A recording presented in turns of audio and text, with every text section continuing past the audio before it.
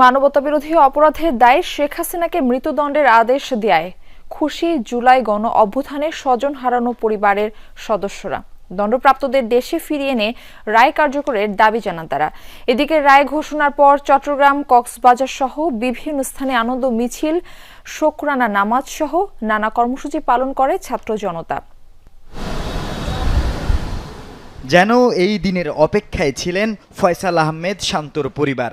MES কলেজের এই ছাত্র 2024 সালের 16 জুলাই চট্টগ্রামের মুরাদপুরে কোটা সংস্কার আন্দোলনের সময় গুলিতে প্রাণ হারান। তার বাড়ি বরিশালের বাবুগঞ্জে। মানবতা বিরোধী অপরাধের দায়ে সাবেক প্রধানমন্ত্রী শেখ হাসিনা এবং সাবেক স্বরাষ্ট্রমন্ত্রী আসাদুজ্জামান খানকে মৃত্যুদণ্ডের আদেশ দেয় খুশি নিহত শান্তর পরিবার। দেশের মানুষ দেশের রাজার কাছে নিরাপদ। সে রাজার নির্দেশে যদি দেশের মানুষের মৃত্যু হয়, এর চেয়ে জঘন্য কাজ তো আর কিছুই হইতে পারে না। সে রাজার যেন শাস্তিটা সে সঠিকভাবে পায়, রাষ্ট্রের কাছে আমাদের সেই চাওয়া। ইন্ডিয়ার সাথে চুক্তি আছে, বন্দি বিনিময় চুক্তি আছে, এবং এটা আন্তর্জাতিকভাবে চাপ দিলে ডক্টর ইউনূস এটা চেষ্টা করলে পারবে। ওনার আন্তর্জাতিকভাবে লবিং করার পরিস্থিতি সক্ষমতা আছে তার। ঠিক একই দিনে মুরাদপুরে নিহত ওয়াসিম আকরামের পরিবারেও একই চিত্র। চট্টগ্রাম কলেজের ছাত্র এবং কলেজ ছাত্র দলের নেতা ওয়াসিমের বাড়ি কক্সবাজারের পেকুয়ায়। দণ্ডপ্রাপ্তদের দেশে ফিরিয়ে এনে রায় কার্যকরের দাবি জানান পরিবারের সদস্যরা। সন্তুষ্ট হব কখন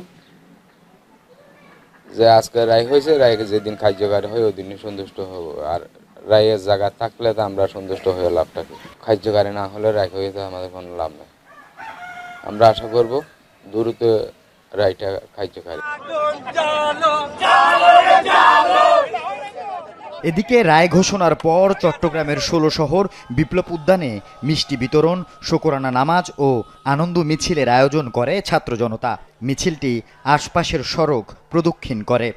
রায়টা আসলে কতটুকু কার্যকর হবে সেটা বলতে পারি না, কারণ বিগত সময় আমরা বিভিন্ন সময় দেখেছি বাংলাদেশে বিভিন্ন ফাঁসির রায় হয়, কিন্তু সেক্ষেত্রে সেটা কার্যকর হয় না। রায়ে তো অবশ্যই আমরা খুশি। রায়টা যতক্ষণ পর্যন্ত বাস্তবায়ন হচ্ছে না ততক্ষণ পর্যন্ত আমাদের সংগ্রাম চলবে।